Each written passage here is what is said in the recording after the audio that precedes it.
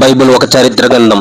సృష్టి ఉత్పత్తి క్రమం నుండి పునరుత్పత్తి యొక్క సంపూర్ణత గలది. భూత భవిష్యత్తు వర్తమాన కాలాల్లో జరిగిన, జరగబోయే, జరుగుతున్న సంగతులకు సమాంతరంగా సాగుతున్న గ్రంథం. ప్రపంచానికి జ్ఞానం నేర్పింది. ప్రపంచ భాషల్లో 7,000కు గాను 3,658 భాషల్లో ట్రాన్స్లేట్ చేయబడిన గ్రంథం ఇది మాత్రమే. మరి ఏ ఇతర గ్రంథం కూడా ప్రపంచంలో ఇన్ని భాషల్లో అందుబాటులో లేదు.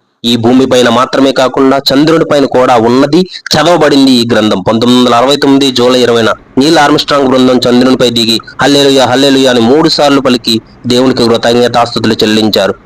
31,16,480 అక్షరాలు, 7,83,137 పదాలు, 31,102 వచనాలు, 1,189 అధ్యాయాలు, 66 పుస్తకాలు, 2 భాగాలు, ఒకటే గ్రంథంగా దావీదు భక్తుడు ఆ దేవుని యొక్క గొప్పతనాన్ని, నీ చేతి పని అయిన నీ ఆకాశములను, నీవు కలుగజేసిన చంద్ర నక్షత్రములను నేను చూడగా నీవు మనిషిని జ్ఞాపకం చేసుకున్నట్టుకు వాడు ఏపాటి వాడు అన్నాడు.